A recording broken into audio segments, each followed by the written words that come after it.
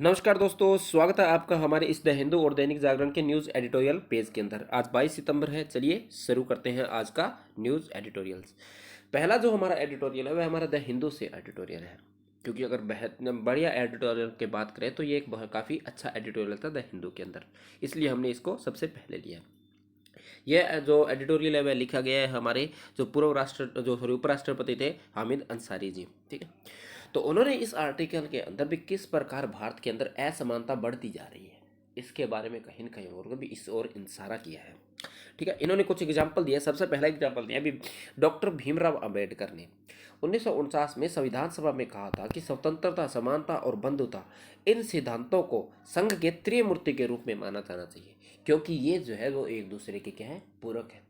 यानी हम कह सकते हैं भी जब तक हम इन तीनों को साथ लेकर नहीं चलेंगे देश में हम स्वर्णीय युग कह सकते हैं या समानता जैसी भावना का विकास नहीं कर सकते हैं। ठीक है, आगे इन्होंने कहा है भी यह अक्सर भुला दिया जाता है कि जो व्यक्ति की गरिमा और राष्ट्र की एकता अखंडता को सुनिश्चित करने वाले बंधुता, न्याय और स्वतंत्रता और समानता के साथ साथ भारतीय संविधान की प्रस्तावना में अंगीकृत बुनियादी जो ढांचा कहते हैं हम, जो मूल ढांचा है के से एक है। यानी जो भारतीय प्रस्तावना के अंदर जो असमानता है, स्वतंत्रता है, समानता है, ये सारे क्या है, भारतीय संविधान का मूल ढांचा से संबंधित है और ये कहीं ना कहीं क्या कर दिया जाता है, भुला दिया जाता है। ठीक है, बाद में इसको जिसकी पहली पंक्ति पर हम जोर देते क्या कहते हैं, हम भारत के लोग, भारत के जो लोग हैं उनको क्या, नागरिकों को सुरक्षित की बात करते हैं। और सुरक्षा नागरिकों की कब होगी, जब देश के अंदर समानता होगी, देश में स्वतंत्रता होगी और लोगों के बीच में भाईचारे की भावनाएं होगी, तो तब क्या होगा, देश में जाकर क्या होगा, कहीं ना कहीं क्या होगी भी, हम कह सकते हैं जो प्रस्तावना में जो हमने लक्ष्य रखा है वह हमारे पूरे होंगे। ठीक है, और नागरिकों की सुरक्षा होगी। आगे इसके अंदर कहता है भी भारतीय संविधान के अनुच्छेद हम कहते हैं 42वें संविधान संशोधन के तहत मौलिक कर्तव्यों पर अनुच्छेद 51A के ई भाग के अंदर, ई भाग यानी इसको 5 भी कह सकते हैं, ठीक है, में भारत के लोगों में समानता, जो समता या समान भातृत्व की भावना का निर्माण करना, जो धर्म, भाषा, प्रदेश या वर्ग आधारित सभी प्रकार के भेदभाव से परे हो, और साथ ही ऐसी प्रथाओं को त्याग करना जो स्त्रियों के समान के विरुद्ध हो। यानी जो भारतीय संविधान का जो मूल कर्तव्य है, जिसका जो आर्टिकल नंबर 51A(5) है, उसके अंदर कहा गया है कहीं न कहीं जो समानता बढ़ाने की जिम्मेवारी है वह किनकी है, नागरिकों की है। यानी जो आपस में जो मेल भाव है या भाईचारा बढ़ाने की जिम्मेवारी, मूल कर्तव्य यह भारतीय संविधान ने किसको दिया है, हमें दिया है। हम देश के नागरिक हैं, हमें इस बात का क्या दिया है, ये जिम्मेदारी दी है भी हम देश में भातृत्व की भावना को बढ़ाए रखें। आगे ये कहते हैं कि यह भारत के प्रत्येक नागरिक का कर्तव्य है कि वह धार्मिक, भाषाई, क्षेत्रीय या अनुभागीय विविधता को त्यागते हुए भारत के सभी लोगों के बीच में सद्भावना और बंधुता की बढ़ावा दे। ठीक है, यही बात हमने जो पहले अभी देख ली थी, यानी ये क्या है, किसका, नागरिकता का कर्तव्य है। ठीक है, इसका हम कह सकते हैं जो कई बार क्या होता है भाई, सरकारें होती है वह अपने हित में किसी इस प्रकार के निर्णय ले लेती हैं, या जो कहीं ना कहीं भातृता या असमानता की जो यानी विरुद्ध हो सकता है, मगर ये ज़रूरी नहीं है। ठीक है, मगर हम कह सकते हैं भी कहीं न कहीं जो नागरिकों की ज़िम्मेवारी होगी तो हम वो है काम बहुत तेज़ी से कर पाएँगे और बहुत ही तीव्रता से हम अपने अंदर असमानता को कम कर पाएँगे। ठीक है, और वह असमानता से धार्मिक तौर पर हो, भाषाई तौर पर हो, या स्थान पे तौर पर हो, या क्षेत्रीय हो, किसी प्रकार की जो असमानता हो, सभी प्रकार की असमानता को क्या करना है, हमें ख़त्म करना है। आगे इसके अंदर जो 22 दिसंबर 1952 को संविधान सभा में एक भाषण में डॉक्टर भीमराव अंबेडकर ने लोकतंत्र के सफल कामकाज के लिए परिस्थिति की मिसाल देते हुए उन्होंने कहा था कि असमानता का अभाव, विपक्ष की उपस्थिति, कानून और प्रशासन की समानता, सैद्धांतिक नैतिकता का पालन, अल्पसंख्यक पर बहुसंख्यकों का अत्याचार से नवाचार, समाज और सार्वजनिक विवेक और नैतिक व्यवहार का कार्य लोकतंत्र का स्वर्ण युग है। यानी लोकतंत्र की उपस्थिति कब होगी, जब यानी समाज के अंदर असमानता का अभाव हो। ठीक है, यहाँ पर क्या कह सकते हैं, सॉरी, असमानता का अभाव यानी समानताएं हो, यानी असमानता न हो। ठीक है, साथ में विपक्ष की अनुपस्थिति, यानी विपक्ष कहीं ना कहीं जो सत्ता के अंदर जो सरकार है उस पर कहीं ना कहीं दबाव समूह का कार्य करे, ताकि जो सत्ता का पक्ष में जो लोग हैं वह अपने जो मूल उद्देश्य से भटक न जाए। ठीक है, आगे इसमें कहा कानून और प्रशासन की समानता, यानी कानून भी सबके लिए क्या होना चाहिए, बराबर होना चाहिए। फिर आगे कहता है सैद्धांतिक नैतिकता का पालन, यानी संविधान के अंदर जो नैतिक मूल्य है उनका भी पालन, यानी हम कह सकते हैं जो जो संविधान का जो पालन करना है वह हम इनके अंदर नैतिक मूल्य भी होना चाहिए। आगे इसमें अल्पसंख्यकों पर बहुसंख्यकों का अत्याचार, यानी ऐसा ना हो भी जो बहुसंख्यक है वह कहीं न कहीं अल्पसंख्यकों को दबा दे या उन पर अत्याचार करे या उनको कहीं पर पलायन करने के लिए मजबूर करे, ठीक है? इस प्रकार के अत्याचार का भी क्या होना चाहिए? अभाव होना चाहिए, बचाव करने की होना चाहिए। और साथ ही साथ समाज और सार्वजनिक विवेक में नैतिक व्यवस्था का कार्य, यानी कहीं न कहीं हमें जो समाज के अंदर नैतिक मूल्यों का भी हमें करनी उपस्थिति करनी होगी, तभी हम लोकतंत्र के स्वर्णिम युग की ओर पहुँच पाते हैं, ठीक है? ये है हमारे भारतीय संविधान की प्रस्तावना। एक बार हम देख लेते हैं क्या कहते हैं भी। हम भारत के लोग भारत को एक संप्रभुत्व संपन्न, ठीक है, हम क्या प्रदेश भारत को क्या बनाना चाहते हैं? संप्रभु एवं संपन्न बनाना चाहते हैं, यानी हम पर किसी भी अन्य देश का क्या होगा? प्रतित्व नहीं होगा। समाजवादी, यानी हम अपने देश को कौन सा? समाजवादी, यानी समाज के प्रति और उदारता की भावना के संबंधित बनाना चाहते हैं। और पंथ निरपेक्ष या धर्म निरपेक्ष भी बोलते हैं इसको। पंथ निरपेक्ष यानी हम किसी धर्म विशेष से संबंधी हमारा राष्ट्र नहीं है, ठीक है। अगला कहता है और लोकतंत्रात्मक गणराज्य बनाने के लिए उसके समस्त नागरिकों को हम क्या प्रदान करवाएंगे? सामाजिक, आर्थिक और राजनीतिक न्याय प्रदान कराएंगे। यूपीएससी कई बार इस प्रकार के क्वेश्चनों में यानी क्या कर देती है? जान देती है भी कौन सी स्वतंत्रता नहीं है या न्याय न्याय नहीं है, ठीक है। तो न्याय हम किस किस बात का दिलाएंगे? हम उनको सामाजिक न्याय दे रहेंगे, यानी समाज में समानता दिलाएंगे। आर्थिक न्याय दिलाएंगे, यानी आर्थिक तौर पर अगर कोई इंसान गरीब है तो सरकार उसकी मदद करेगी। दूसरा कहता है भी राजनीतिक न्याय, हम राजनीतिक तौर पर न्याय, ऐसा नहीं है जो राजनीति है वह परिवारवादी बनकर रह जाए, और न्याय राजनीति के अंदर भी हर कोई व्यक्ति अपनी भागीदारी दे सकता है। जैसे भारत का राष्ट्रपति बनने के लिए कोई भी व्यक्ति योग्य होता है। जैसा आगे हम एक आर्टिकल देखेंगे जिसके अंदर ब्रिटेन और भारतीय लोकतंत्र की व्यवस्था के बारे में जिक्र किया गया है। अगला कहता है प्रतिष्ठा और अवसर की समानता, ठीक है। साथ ही साथ जो हमारी जो प्रतिष्ठा भी, हमें जो इंसान की जो प्रतिष्ठा या गरिमा है उसकी भी हम क्या करेंगे? समानता करेंगे। साथ साथ प्राप्त कराने, साथ ही सब व्यक्तियों की गरिमा और राष्ट्र की एकता और अखंडता सुनिश्चित करने वाली बंधुता बढ़ाने के लिए दृढ़ दृढ़ संकल्प होकर अपनी संविधान सभा में आज तारीख कितनी? 26 नवंबर 1949 को हम संविधान को क्या करते हैं? एकबद्धता से हम संविधान को क्या कहते हैं? अंगीकृत करते हैं, अधिनियमित करते हैं और आत्मसमर्पित करते हैं, यानी हम संविधान को लागू करते हैं, अपने ऊपर अपने संविधान को क्या करते हैं? लागू करते हैं, ठीक है। तो ये आर्टिकल था, इससे क्वेश्चन काफी बार पूछे जाते हैं, मेंस में पूछे जाते हैं और प्रीलिम्स में तो बहुत बार पूछे जाते हैं। ये प्रस्तावना से आप कह सकते हैं भी हर साल नहीं तो एक साल छोड़कर एक साल के बाद प्रस्तावना पर क्वेश्चन आता ही आता है। तो यानी 2023 के अंदर प्रस्तावना पर क्वेश्चन आने के पूरे पूरे चांसेस हैं, ठीक है। अगला जो आर्टिकल जैसे अभी हमने जिक्र किया था, जो ब्रिटेन और भारतीय लोकतंत्र से संबंधित कहीं न कहीं क्या जिक्र किया गया, क्योंकि अभी हमने देखा अभी जो ब्रिटेन के अंदर चुनाव हुए थे, जिनकी जो नई प्रधानमंत्री बनी है, तो उनके अंदर जो भारतीय जो शासन व्यवस्था है और जो लोक ब्रिटेन की शासन व्यवस्था, उसमें कहीं ना कहीं थोड़ा बहुत अंतर दिया गया है। आर्टिकल की शुरुआत होती है अभी जो अंतर्राष्ट्रीय स्तर के जो मीडिया है वह जो भारत का लोकतंत्र है कहीं ना कहीं उसको क्या करते हैं? अनदेखा करते हैं या फिर उसको कहते हैं छेड़ करते हैं या उसको नकारा, यानी एक प्रकार से हम कहते हैं नकारते हैं, ठीक है। फिर उनमें वो आगे जो ब्रिटेन का एग्जाम्पल देते हैं, जो ब्रिटेन में क्या है भी जो कहीं ना कहीं जो यानी जो सरकारी सार्वजनिक सेवाएं हैं जिनके ऊपर महारानी का प्रतिनिधित्व है, यानी महारानी के ही टैग लगा होता है, जिसमें एक प्रकार की जो डाक टिकट हो सकती है, ठीक है, या फिर मुद्रा हो सकती है, ठीक है, या फिर राष्ट्रगान में भी महाराजा या महारानी का नाम चेंज करना पड़ता है। मगर भारत में व्यवस्था ऐसी नहीं है।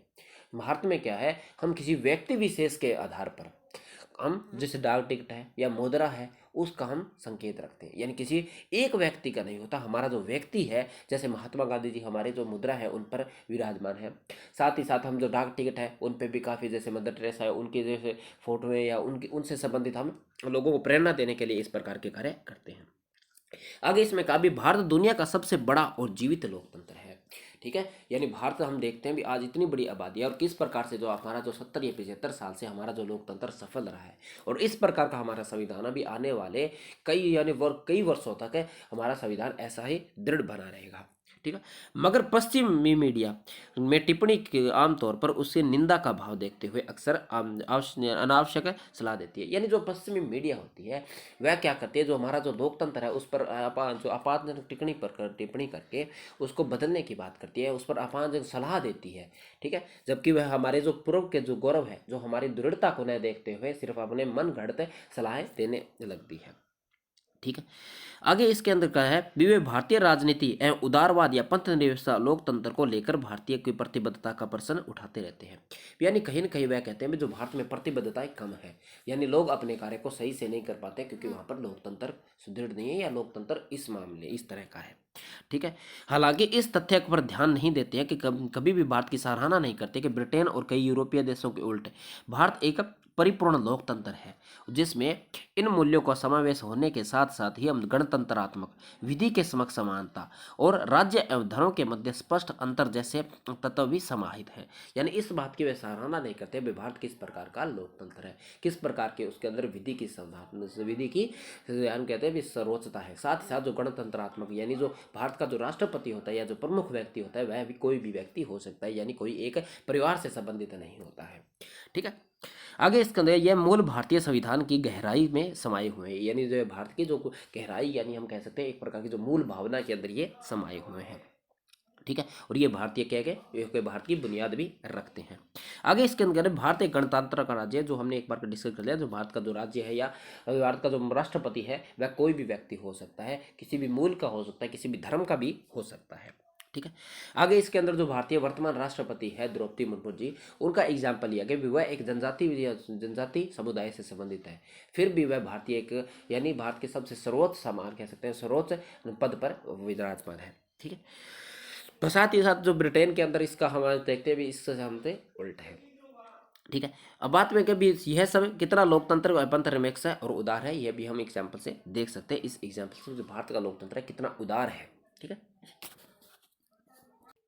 आगे इसके अंदर कहा गया जब ब्रिटेन का जो राष्ट्र यानी जो राष्ट्रपति होता है वह कहीं ना कहीं जो चर्च होता है उसकी शपथ लेता है, मगर जो भारत के अंदर इस प्रकार का नहीं, जो भारत का राष्ट्रपति है वह कहीं ना कहीं जो हमें हमारे संविधान की शपथ लेता है, यानी संविधान के जो मूल्य हैं उनको उनको संभालने की या उनको यानी कह सकते हैं एक प्रकार की जो परिपूर्ण जैसी स्थिति की शपथ लेता है। तो हम भारतीय इसी प्रकार से इसका क्या किया गया कहीं ना कहीं क्या गया है हमारा जो हम कंपेरिजन किया गया है। भारतीय ये दे रखा है भी भारतीय राष्ट्रपति संविधान के परिप्रेक्ष्य में शरण और प्रतिरक्षण की शपथ लेता है, यानी भारतीय संविधान को वह यानी संभाले रखेगा। इसी प्रकार से आगे इसमें अभी प्रत्येक भारतीय का यह महसूस करना चाहिए कि हमारा लोकतंत्र इतना गहरा है कि प्रगतिशील है कि ऐसे कोई भी संदेह नहीं रखा जा सकता। यानी हम क्या कह सकते हैं भी जो भारतीय का प्रत्येक नागरिक को अपने संविधान अपने लोकतंत्र और अपने प्रणाली पर क्या करना चाहिए, गौरव करना चाहिए। ठीक है। तो ये क्वेश्चन हो सकता है कहीं ना कहीं ब्रिटेन के साथ कंपैरिजन करें तो हमें इसमें से कुछ पॉइंट मिल सकते हैं, आप अपनी नोटबुक में भी ये नोट कर सकते हैं। अगला जो आर्टिकल है वह हमारा जो ड्रग तस्करी से संबंधित है, जो किस प्रकार जो सीमा पर हमारे देश के अंदर ड्रग्स को सप्लाई किया जाता है। इसके अंदर कहा गया है अभी जो हाल ही में जो दिल्ली पुलिस ने जो मुंबई बंदरगाह है वहाँ से यानी जो ड्रग्स के जो नशीले पदार्थ है या मादक पदार्थ है उनको क्या हुआ है पकड़ा है। तो साथ ही साथ इसमें पंजाब और कुछ ऐसे एग्जाम्पल्स भी दिए गए हैं भी जहाँ से जो जो बाहरी देश है वह क्या कर रहे हैं भी जो भारत की युवा पीढ़ी है उसको खोखला करने के लिए जो ड्रग्स से सहारा ले रहे हैं ताकि लोगों को ड्रग्स की लत लगाकर युवा पीढ़ी को खोखला किया जा सके। ठीक है।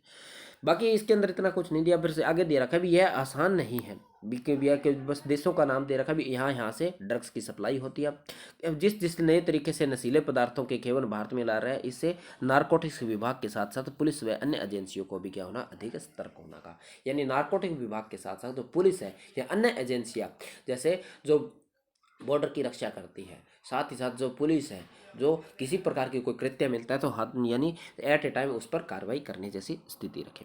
ठीक है। साथ ही साथ है भी जरूरी है इसी के साथ समाज को भी जो भी सावधान रहना होगा, यानी जो पुलिस अपने स्तर पर कार्य करती है साथ ही समाज है व्यक्ति है या उनको भी कहीं ना कहीं सतर्क रहना होगा और नशीली पदार्थों के प्रति जो किस प्रकार के उसे दुष्परिणाम है उनको भी हमें समझना होगा और उससे हमें दूरी बना के रखनी होगी।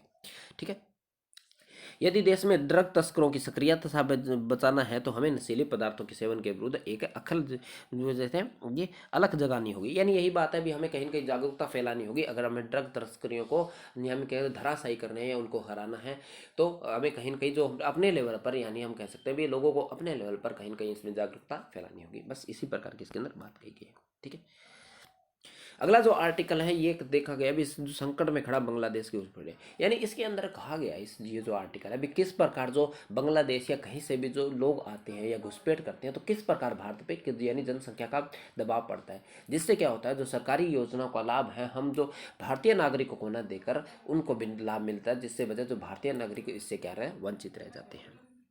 ठीक है, इसमें कुछ एग्जाम्पल दिए गए हैं, जैसे कुछ प्रजातियों जैसे कुछ यानी विशेष समुदाय से संबंधित कुछ कहा गया भी वहाँ पर वह बहुसंख्यक होगा, जिसकी वजह से अल्पसंख्यकों के प्रति कहीं न कहीं असामंजस्य की जो भावना बढ़ती जा रही है। बाकी ये इतना इंपॉर्टेंट आर्टिकल नहीं है, इसमें कुछ एग्जाम्पल दिए गए भी जैसे कहा गया तो भी इसके अंदर थोड़ा एग्जाम्पल दिया जिसमें कहा गया अभी जो केंद्र सरकार ने जब 2020 में एनआरसी यानी जो राष्ट्रीय नागरिकता पंजीकरण किया था तो बिहार ने इसके लिए मना कर दिया था, अभी हमारे यहाँ भी इसकी ज़रूरत नहीं है। साथ ही साथ इसके अंदर कहा गया है अभी जो जैसे कुछ कुछ बेटियाँ थे जिन्होंने आकर वहाँ पर रोजगार प्राप्त किए थे तो इसकी वजह से भारतीय जो नागरिक थे उनको वह रोजगार नहीं मिल पाए थे, और कहीं ना कहीं वहाँ से जो अमीर व्यक्ति यानी अनेक यानी महंगे दामों पर यहाँ पर भूमि खरीदती है, जिसकी वजह से हमारे यहाँ जो भूमि है या कोई मूलभूत आवश्यकताएं वह भी क्या दिन दिन महंगाई हो रही है, और उसका असर भारतीय जो नागरिक है जो भारतीय नागरिक का जो गरीब तबका है उस पर पड़ता जा रहा है, और जनसंख्या का आकार भी भारत का बढ़ता जा रहा है, जिसके ज़्यादातर रोजगार जैसी समस्याएं, संसाधनों की समस्याएं, इस प्रकार की अनेक समस्याएं हमारे यहाँ बनी रही है। ठीक है, तो इस आर्टिकल के इधर इतने कोई पॉइंट नहीं है जो हमें मिल सके, मगर ये आर्टिकल संबंधित अभी जनसंख्या का बढ़ने से किस किस के प्रकार जो घुसपैठ है उनसे भारत के किस किस के प्रभाव हो सकते हैं ये डिस्कस करना थोड़ा ज़रूरी था। ठीक है, तो ज़्यादा इस आर्टिकल के अंदर इतना कोई इंपॉर्टेंट नहीं था, आप इसके अंदर पढ़ सकते हैं, और अगर ये आप डेटा चाहते हैं तो मैं आपको पीडीएफ में प्रोवाइड भी करवा दूँगा। ठीक है, चलिए अगला जो क्या कहता है अभी ये सुशासन के बढ़ते कदम क्या कहता है अभी इसमें जो ई शासन सरकार का यानी कि सुशासन में किस प्रकार से जो इलेक्ट्रॉनिक मीडिया है वह मदद कर सकती है, ये आर्टिकल कहा गया। इसमें जो कि जो आर्टिकल की शुरुआत की गई है इसमें कहा गया जो आज कुछ यानी हाल ही में जो केंद्रीय सड़क एवं परिवहन राजगण मंत्रालय ने एक अधिसूचना जारी की थी भी हम आरटीआई से जुड़ी जो नागरिक सेवाएं होती है इनको हम ऑनलाइन उपलब्ध करवाएंगे, जिसके अंदर कौन सा जो लाइसेंस बनवाने जैसी है, जो उनका पंजीकरण करवाने जैसी है, या वाहन का पंजीकरण करवाना है या परमिट हासिल करना है, ऐसी 58 सेवाएं ऐसी थी जिनका हम ऑनलाइन तौर पर क्या करेंगे सेवाएं प्रदान करवाएंगे। ठीक है, इस ये हम कह सकते हैं अभी ऑनलाइन तौर पर हम कह सकते हैं सीधा का सीधा एक नागरिक का सरकार के साथ सीधा का सीधा क्या होता है संपर्क होता है, और साथ ही जो बिचौलिया होते हैं उनका भी उनके साथ क्या होता है भी कह सकते हैं भी उनका भी जो भ्रष्टाचार के प्रति जो हम कह सकते हैं भी एक प्रकार का जो भ्रष्टाचार के प्रति हमें कड़ी को तोड़ देते हैं। ठीक है, ई शासन का अर्थ होता है भी देश के नागरिकों के कहता है इंटरनेट कंप्यूटर या मोबाइल जैसे इलेक्ट्रॉनिक माध्यम से सरकारी सेवाओं व सूचनाओं का लाभ पहुंचाना, यानी सीधी सी बात है भी हम क्या कहते हैं जो ई सूचना होता है जो सरकारी सेवाएं होता है इलेक्ट्रॉनिक मीडिया के माध्यम से उनको नागरिक तक पहुंचाना। शासन का यह तरीका सरकार और नागरिक के मध्य में प्रत्यक्ष जुड़ाव के तहत स्थापित करता है, बस ये हमने देख ही लिया है। ठीक है, यानी कहीं के जो बिचौलिए होते हैं उनकी कड़ी को क्या करता है ये तोड़ता है। समाज में स्पष्ट इससे क्या होता है जिससे क्या होगी स्पष्ट पारदर्शिता, स्पष्टता या पारदर्शिता कार्य कुशलता का भी संपूर्ण निष्पादन होगा। ठीक है, आगे इसमें कहा गया भी आज देश में लगभग 77 लाख से अधिक ग्राम पंचायतों को जब ऑप्टिकल फाइबर कल नेटवर्क के साथ जोड़ा जा चुका है, यानी जो पंचायतें हैं उनको भी अगर हम इंटरनेट के माध्यम से जोड़ देते हैं तो हम कह सकते हैं जो हमारा स्थानीय शासन है उसमें भी हम ई गवर्नेंस जैसी सुविधा का लाभ उठा रहे हैं। साथ ही साथ इसमें कहा गया अभी आज के टाइम पे भारत में 120 करोड़ लोग ऐसे हैं जिनके पास मोबाइल है, यानी वह डिजिटल इंडिया से जुड़े हुए हैं या डिजिटल भारत या डिजिटल तकनीक से जुड़े हुए हैं। साथ ही साथ इसमें कहा भी लगभग इसमें 75 करोड़ लोग ऐसे जो स्मार्टफोन यूज़ करते हैं। स्मार्टफोन जिस प्रकार से हम या आप जिस प्रकार से यो स्मार्टफोन जो एंड्रॉयड या आईएसओ जैसे फ़ोन होते हैं वह यूज़ करते हैं। ठीक है, और साथ ही साथ इसके अंदर एग्जाम्पल दिया गया है भी पिछले 5 वर्षों में जो इंटरनेट के जो उपभोक्ता है उनमें भी दुगनी वृद्धि हुई है, यानी पिछले 5 वर्षों में जितने लोग इंटरनेट इस्तेमाल करते थे यानी बाहरी दुनिया को इलेक्ट्रॉनिक मीडिया से जुड़े थे तो हम कह सकते हैं भी दुगने लोग अभी बाहरी दुनिया से इलेक्ट्रॉनिक तौर पर जुड़े हैं। ठीक है, साथ ही साथ इसके अंदर कहा गया जो डीबीटी यानी डायरेक्ट बेनिफिट ट्रांसफर योजना थी उसके माध्यम से कम 55 यानी 53 मंत्रालयों ने 319 योजना का लाभ पूरी पारदर्शिता के साथ सीधे लोगों तक पहुंचाया है। ठीक है, अगर ये पैसे एक रिपोर्ट थी जिसमें राजीव गांधी ने कहा था भी अगर 1 रुपया व्यक्ति के पास केवल उसका 15 पैसा ही पहुंच पाता है और बीच में जो बाकी पैसा होता है वह भ्रष्टाचार की भेंट चढ़ जाता है। मगर जहाँ जब से जो डेबिट जिसको बोलते हैं डीबीटी यानी डायरेक्ट बेनी ट्रांसफर है, यानी सीधा बैंक खाते में पैसा जाता है, तो वह पूरी की पूरी राशि उसके पास त्वरित तरीके से पहुंच जाती है, यानी एट ए टाइम हाथों हाथ कह सकते हैं उसके खाते में वह राशि पहुंच जाती है। ठीक है, डीबीटी के माध्यम से लाभ पहुंचाने के कारण सरकार ने लगभग कितने 2.25 यानी 23 लाख करोड़ की बचत हो चुकी है, यानी जिसकी वजह से हम कह सकते हैं भी कितने हमारे 2.23 लाख करोड़ रुपए की बचत हो गई है। अगर यह नहीं होता तो ये रुपए किसके भ्रष्टाचार की भेंट चढ़ जाते। साथ ही साथ इसमें उमंग ऐप का भी एग्जाम्पल दिया भाई। उमंग ऐप के माध्यम से केंद्र और राज्य सरकारों से संबंधित सैकड़ों विभाग व सेवाएं सुविधाएं को ऑनलाइन उपलब्ध करवाया जा रहा है। ठीक है, जिसके जरिए आम लोग बिना सरकारी दफ्तरों के चक्कर काट कर घर बैठकर अपने जो सुविधाएं हैं वह प्राप्त कर सकते हैं। साथ ही साथ हम कहते हैं जो यूपीआई के माध्यम से हमें जो बैंक सेवाओं जैसी भी सरल डिजिटल रूप का भी मिला है, और ई शासन की जो हम सुगमता का भी उदाहरण है। साथ ही साथ इसमें कहा जो भारत है विश्व के जो 40% अकेला ऐसा है जो ऑनलाइन पेमेंट या डिजिटल पेमेंट का प्रयोग करता है। ठीक है, तो ये ई शासन से संबंधित कुछ एग्जाम्पल थे जो हमारे लिए इंपॉर्टेंट हो सकते हैं। अगला जो आर्टिकल है वैसे तो ये इंपॉर्टेंट है क्योंकि ये धर्म विशेष से संबंधित हो जाता है, मगर इसके अंदर इस संविधान का जो आर्टिकल 30 है उसका जिक्र किया गया। इसके अंदर कहा गया है जो उत्तर प्रदेश सरकार में जो सर्वेक्षण हो रहा है मदरसों का भी, उसमें कह रहा है भी भारतीय संविधान का जो अनुच्छेद 30 है उसका उल्लंघन हो रहा है। तो भारतीय संविधान का 30 क्या कहता है ये हम देखेंगे। साथ ही साथ इसके अंदर जो सरकार ने कहा है भी हम इसके अंदर जो भारतीय संविधान का जो 30 है उसका उल्लंघन नहीं कर रहे हैं, हम जिन जो मूलभूत आवश्यकता है जो बच्चों को मिलनी चाहिए वह मिल रही है या नहीं। जैसे यानी वहाँ पर जो सुविधा या जो बिल्डिंग है वह प्रकार किस किस प्रकार की है, वहाँ पर बच्चों के लिए जो स्वच्छ पेयजल है या नहीं, या शौचालय की अच्छी व्यवस्था है या नहीं, ये चेक करने के लिए सर्वेक्षण किया जा रहा है, किसी धर्म विशेष से संबंधित नहीं है। ठीक है, तो ये हमारे लिए आर्टिकल 30 है वह इंपॉर्टेंट हो जाता है। वह क्या कहता है, क्योंकि आर्टिकल 30 से क्वेश्चन पूछा जा सकता है। क्या कहता है जो आर्टिकल 30 है भी धर्म या भाषा या पर आधारित सभी अल्पसंख्यक वर्गों को अपनी रुचि शिक्षा संस्थानों की स्थापना या प्रशासन करने का अधिकार होगा, यानी अपने धर्म के प्रचार के लिए वह अपने शिक्षण संस्थान भी स्थापित कर सकते हैं। ठीक है, आगे इसके अंदर खंड 1 की बात की, निर्देश किसी भी अल्पसंख्यक वर्ग द्वारा स्थापित और प्रशासनिक शिक्षा संस्थान की संपत्ति के अनिवार्य अर्जन के लिए उपबंध करने वाली विधियां बनाते समय राज्य यह सुनिश्चित करेगा कि ऐसी संपत्ति के अर्जन के लिए ऐसी विधि द्वारा नियमित या उसके अधीन अबाधित रकम इतनी हो कि उस खंड के अधीन प्रत्यारोप अधिकार निर्बाध्य या निकृत न हो। यानी जब हम कह सकते हैं भी जो उसका जो फंड है वह कहाँ से आ रहा है, या फंड इतना होना चाहिए भी वह उसके लिए कहीं ना कहीं सूटेबल हो। ठीक, तो आगे इसके अंदर कहता है भी शिक्षा संस्थानों को सहायता देने के लिए सरकार किसी भी शैक्षणिक संस्थान के विरुद्ध इस आधार पर विभेद नहीं करेगा कि वह धर्म या भाषा पर आधारित किसी अल्पसंख्यक वर्ग का प्रबंधन में है।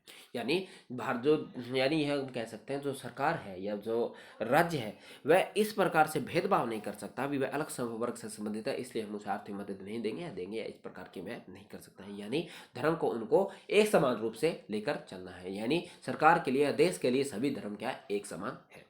ठीक है, तो आज की वीडियो में इतना ही। अगर आपको वीडियो पसंद आती है, आपको लगता है भी एक्सप्लेनेशन ठीक ठाक है, तो आप चैनल को सब्सक्राइब कर सकते हैं और साथ ही साथ आप वीडियो को शेयर भी कर सकते हैं। तो चलिए मिलते हैं नेक्स्ट वीडियो में।